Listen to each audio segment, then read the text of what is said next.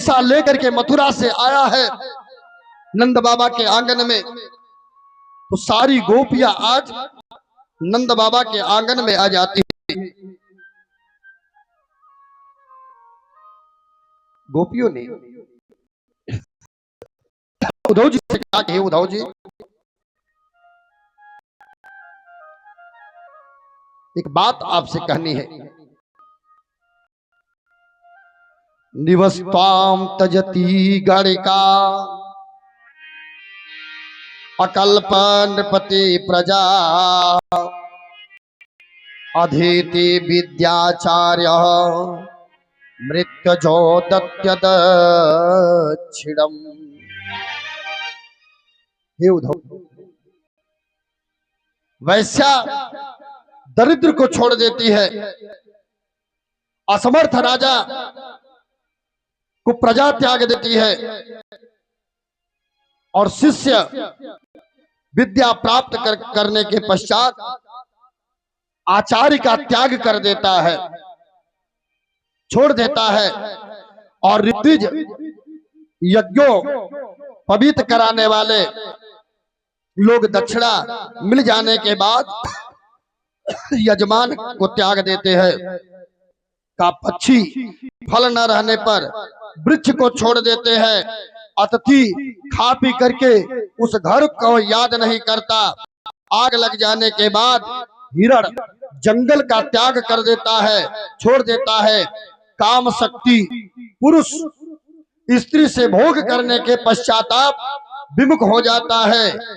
इसी बात को गोस्वामी तुलसी बाबा अपने भाव में कहते हैं कि सुर नार मुनि सब कह हरि ते, सुर नार मुनि सब कह हरि ते, स्वार्थ लागी करे सब प्रीति, स्वार्थ लाग करे सब प्रीति, स्वार्थ लाग करे सब प्रीति।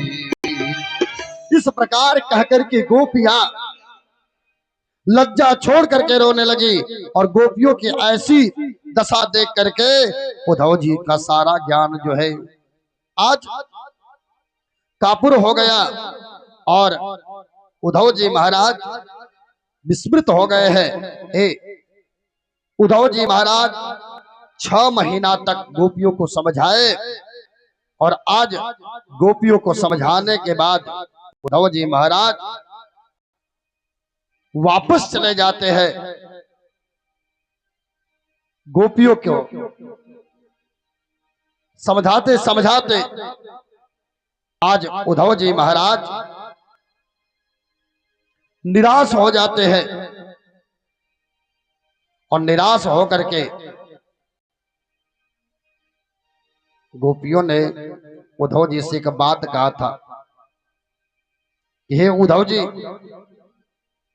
ये तो प्रेम की बात है, ये तो प्रेम की बात है उद्धव, ये तो प्रेम की बात है उद्धव, बंदगी तेरे बस की नहीं है, तो प्रेम की बात है उद्धव, बंदगी तेरे बस की नहीं है, ये तो प्रेम की बात है उद्धव, बंदगी तेरे बस की नहीं है।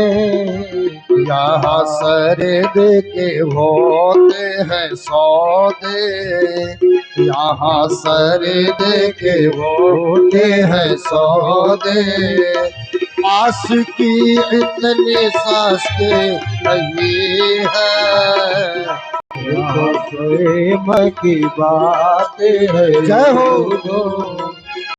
बंदगी तेरे बस की नहीं है।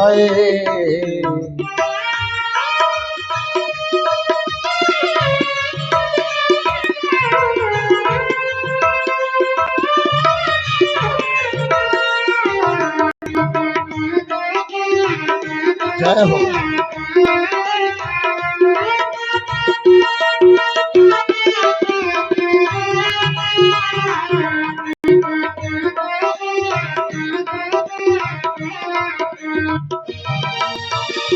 और जिनकी नजरों में है श्याम प्यारे, वो तो है जी जग से निराले।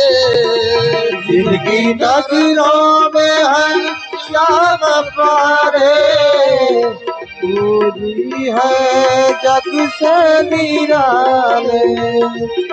जिनकी नजरों में है श्याम प्यारे, पूरी है जग से निराले। जिनकी नजरों में मोहन समाये, दोनों हाथ से तालियां बजा कर भाव से एक बार बड़े प्रेम से आप लोग बोल करके गावे। हो जिनकी नजरों में मोहन समाये, हो जिनकी नजरों में मोहन समाये, वो नजर फिर तरसती नहीं है। तो प्रेम की बात है दूधो, बंदगी तेरे बस की नहीं। हरि बोल। ये तो प्रेम की बात है दूधो।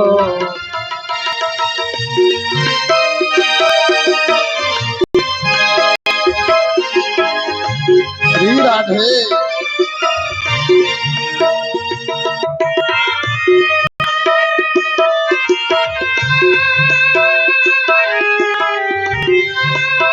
हरि बोल।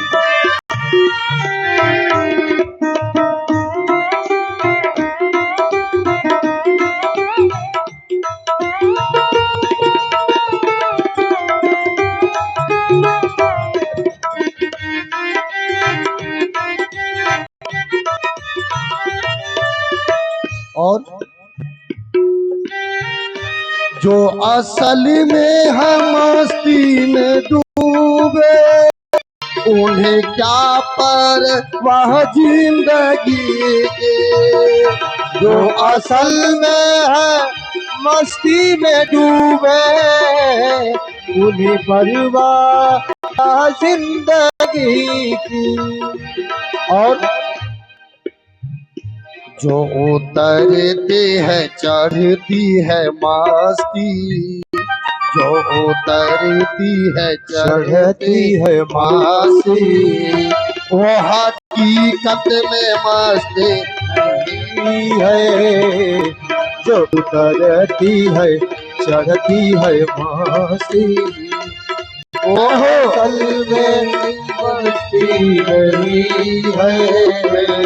तो प्रेम की बात है उधो, बंदगी तेरे बस की नहीं है।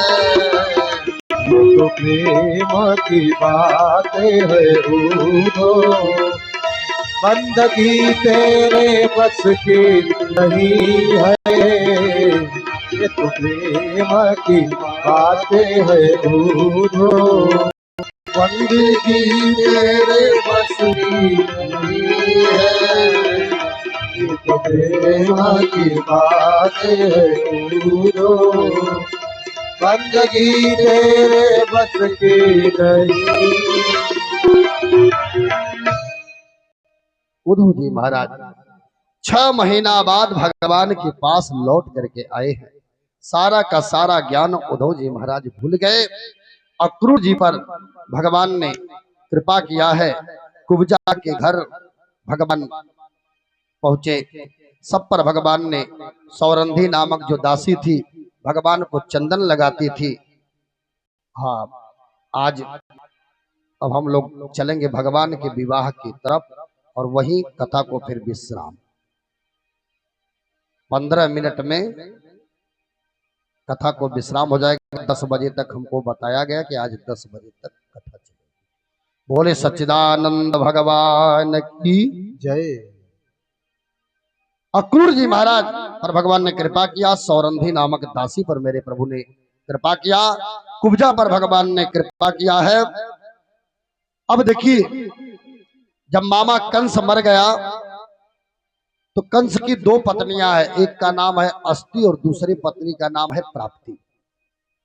दोनों मगध राज जरासंध की बेटी थी और अपने वैधव्य विधवा होने का कारण आज अपने पिता से जाकर के सुनाती है और पिता क्रुद्ध हो जाता है, नाराज हो जाता है और 23 अक्षौड़ी सेना लेकर के मेरे ठाकुर जी पर प्रहार किया है।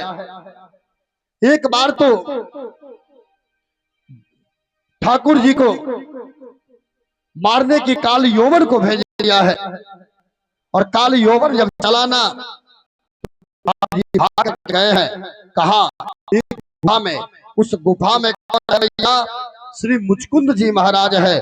बोले श्री मुचकुंद भगवान की जय हो। मुचकुंद जी सोए हैं। क्यों? क्योंकि देवासुर संग्राम में मुचकुंद जी महाराज लड़े थे। जब आशीर्वाद मांगने की बारी आई तो मुचकुंद जी ने कहा, हम इतना थक चुके हैं कि अब हमको आराम चाहिए। भगवान ने कहा, भाई ऐसे समय में अगर आपको कोई जगा देगा तो जल करके भस्म हो जाएगा। और इस बात को ठाकुर जी जानते थे। और आज हाँ, बहुत सुंदर, एक बार ताली बजा, ज्यादा लोगों ने लड़कन खातिर बड़ी मेहनत से लड़का को लेना है।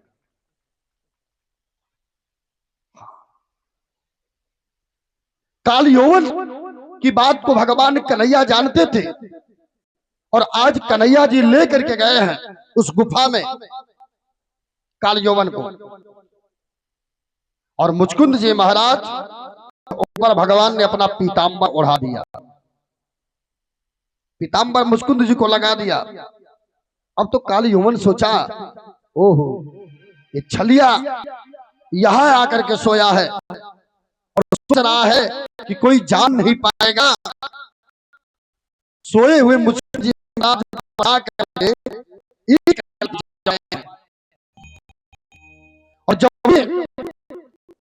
मुचकुंद जी महाराज की आंखें खुली,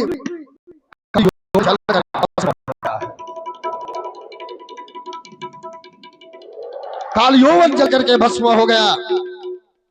भगवान को सामने देख करके मुचकुंद जी महाराज प्रार्थना करने लगे हैं, लब्ध्वा जनो दुर्लभ मत्रा मानुषम कथ चिंतयो मतयोर्नघा पदार बिंदम न भजस्य संज्ञा मति गृहांध को पपतितो यथा पशु।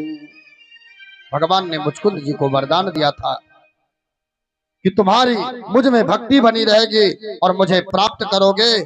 आज वही भक्ति भगवान को प्राप्त मुचकुंद जी महाराज ने किया है। और मुचकुंद जी कलयुग में परम भक्त नरसिंह मेहता बने थे। बोलिए नरसिंह मेहता जी की। इस कलयुग में नरसिंह मेहता बने। काल यौवन का पूर्व जन्म में का एक समय था, यादवों की सभा में महर्षि गार्ग आए और उनके साले ने उनको नपुंसक कह दिया।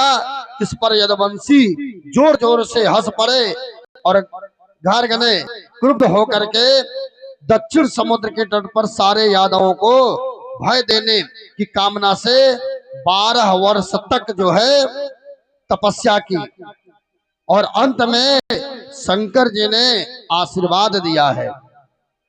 काल यौवन के भस्म हो जाने पर श्याम सुंदर ने मथुरा में आकर के काल यौवन की सेना का संहार किया है।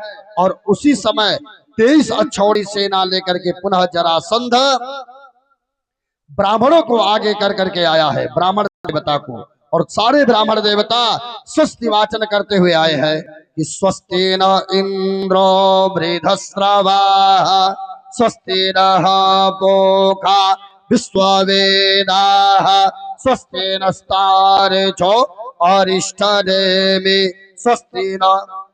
वाचन स्वस्ति वाचन करते हुए आ रहे हैं। और इतना बात जब भगवान के कानों में गया ना मोर मुकुट बंसी वाले कन्हैया ने दिखा रे राम लीला। आगे आगे विप्र देवता आ रहे हैं। ब्राह्मणों को देख करके भगवान भागे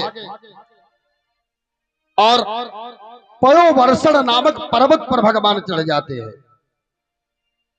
और जब ही उस पर्वत पर भगवान गए ना, तो नीचे से उस पर्वत में आग लगवा देता है जरासंध, और आग लगवाया और भगवान उसी पर से समुद्र में कूद पड़ते हैं और द्वारिकापुरी बना करके भगवान रहने लगे समुद्र के अंदर।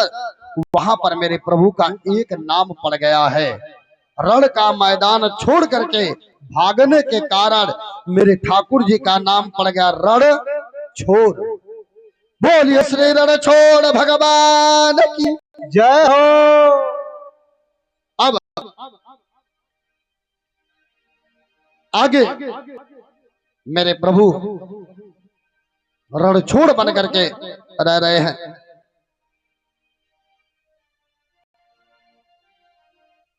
आगे रुक्मिणी मैया का के विवाह का प्रसंग आता है। राजा असितो भीष्मको नाम विदर्भ देशाधिपतिर्महान्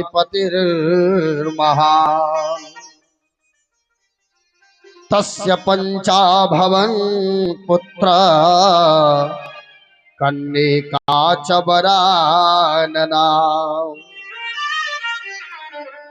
का राजा भीष्मक जी के 5 पुत्र हैं और एक कन्या है। उस कन्या का नाम रुक्मिणी है। 5 भाई है, का रुक्मी, रुक्मरथ, रुक्मबाहु, रुक्मकेशी और रुक्ममाली। ये 5 भाई है और 5 भाइयों की एकलौती बहन थी श्री रुक्मिणी जी महारानी। रुक्मिणी जी का अगाध कन्हैया से हुआ। जब रुक्मिणी ने सुना, रुक्मी अपने बहन का विवाह, जबकि सारे लोग चाहते हैं कि भगवान कन्हैया के साथ हो जाए, यहां राजा भीष्मक जी भी यह चाहते थे कि बेटी का लगन हो जाए भगवान कन्हैया जी के साथ, लेकिन रुक्मी नहीं चाहता। और आज शिशुपाल के साथ लगन पक्का कर दिया। बारात लेकर के शिशुपाल आया है और इधर मां ने एक चिट्ठी लिखा और ब्राह्मण देवता को दिया है। ध्यान दीजिएगा, आज सारे लोग, मैं कहता हूं ना कि ब्राह्मणों पर टीका टिप्पणी करते हैं, बाबा हाई कहलन, बाबा हाउ कहना, बाबा हाई से करत हो, बाबा हाई से करत। लेकिन इतिहास उठा करके देखो, जिस समय सुग्रीव ऋषमुख पर्वत पर बैठा था और गोस्वामी तुलसी बाबा कहते हैं कि आगे चले बहुरे रघुराया, आगे चले बहुरी रघुराया, आगे चले बहुरी रघुराया। रे श्यामुख पर वतलियराया, रे श्यामुख पर वतलियराया। तहरा सचिवा सहित सुग्रीवा, तहरा सचिवा सहित सुग्रीवा। सुग्रीव जी महाराज वानरी सेनाओं के साथ अपने भाई के डर से, बाली के डर से वहां जाकर के बचे हैं। और आज सुग्रीव जी ने देखा कि 2 कुमार इस पर्वत की तरफ आ रहे हैं।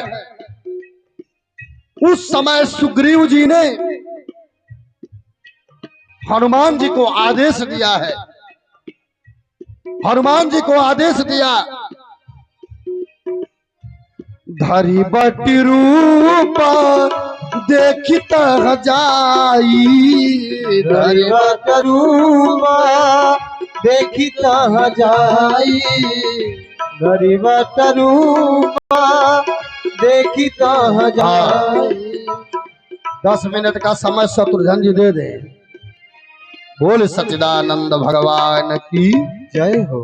धर बट रूप देखित जाई, ब्राह्मण का रूप बना करके गए।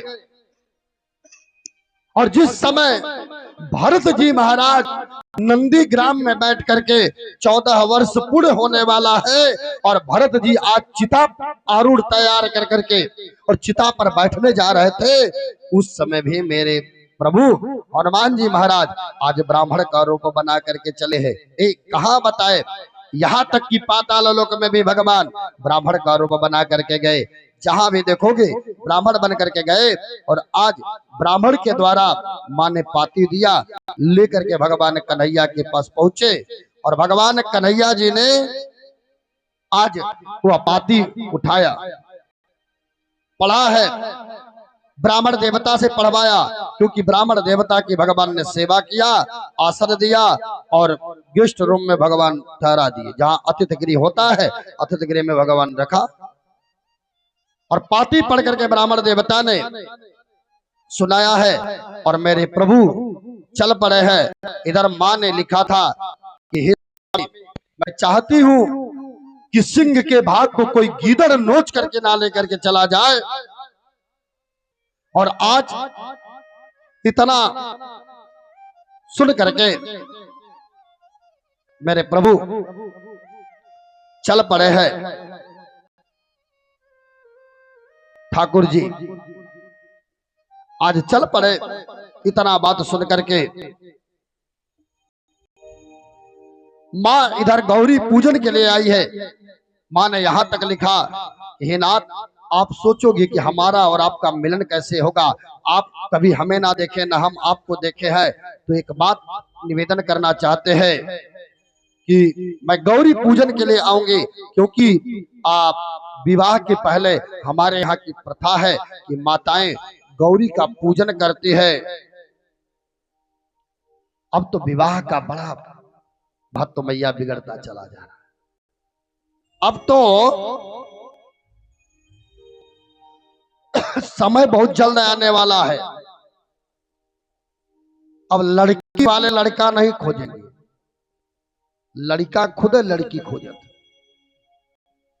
हमारे पास मोबाइल में कम से कम अब तक 40 से 50 लड़कों की, 40 से 50 जानेगा।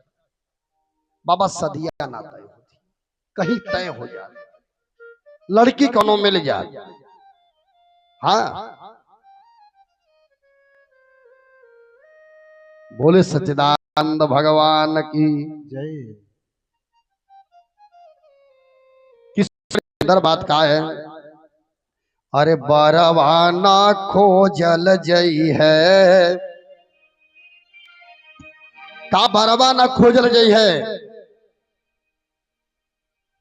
कि बरवाना खोजल जई है, कन्या खोजई है हो, बेटवाला तिलक लेके बेटी कहाँ जई है हो, बरवाना खोजल जई है, कन्या खोजई है हो।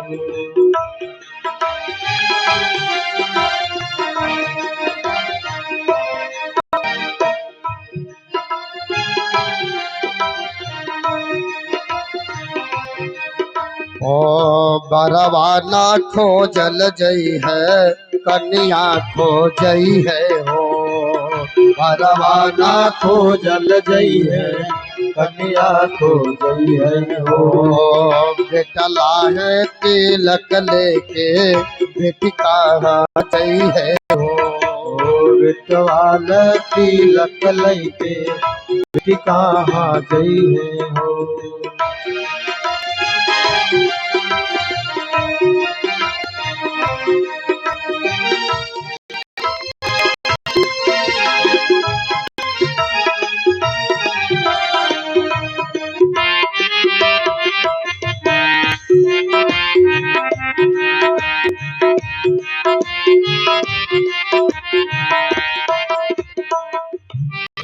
इतना ही नहीं, बेटी के नारे पीछे पल अब तब बुझाला हो।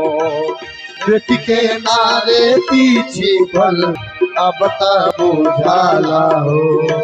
बेटी के नानी चल अब तब बुझाला हो। कुछ असमय बानी गंगा जी पर रही है हो। बेटी असमय बानी गंगा जी पर रही है हो।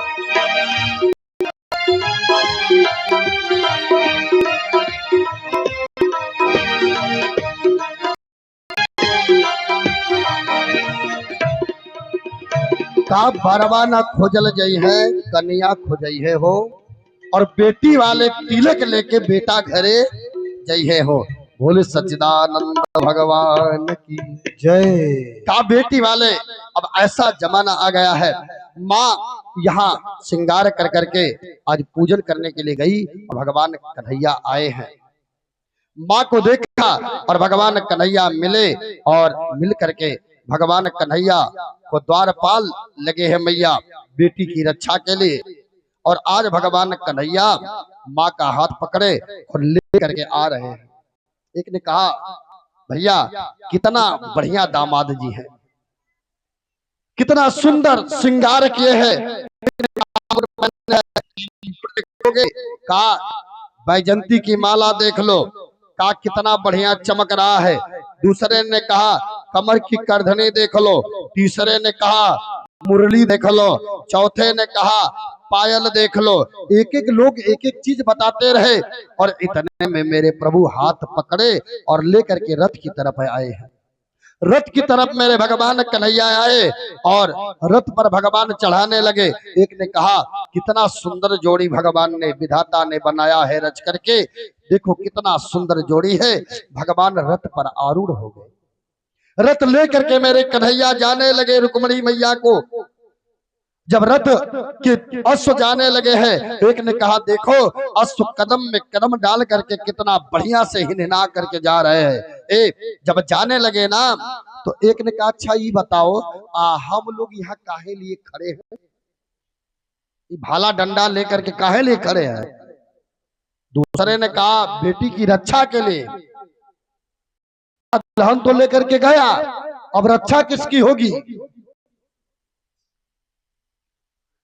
दुल्हन लेकर के गया, अब कुछ लोग दौड़े अश्व के पीछे दौड़ पड़े रथ के पीछे, और कुछ दौड़ करके जनमाशा में पहुंचे जहां बारात आई थी। बारात आ गई है, अब मिडिल स्कूल में टिकल है। मिडिल में टिकल है। दो थोड़ा दौड़ के गई नहीं यहां से लड़का, हाँ दौड़ के गए बता देना कहा लोगन आलवा आई पीरी पेरी बंद करा भोपू डिम डिम डिम डिम चिक बंद करा कना का भल कना लड़की गईल का दुलहिन ले गयो लक्ष कुमारा। का दुल्हन तो गई, शिशुपाल सुना लड़का जो सज धज के आयल बा। अब लड़का सुना दुल्हन गई, तलवार निकाल लिया। पास में बैठा है मित्र जरासंध। काले कौन गया, काला काला काला मुरली वाला लेकर के गया है। काला काला था, मुरली खोसा था, लेकर के गया बैठा करके। मोर का पंख ऊपर लगा था, लेकर के गया। जरासंध ने हाथ पकड़ लिया। सुनो बहुत उतावला होने की जरूरत नहीं है। कहा तो 23 अक्षौड़ी सेना लेकर के 17 बार आक्रमण किए, हम तो कुछ कह ही नहीं पाए। अब तू फुदकत हवा बैठे इतना बड़ा लेके, कुछ ना हो ये से, कैसे कुछ नहीं होगा। रखो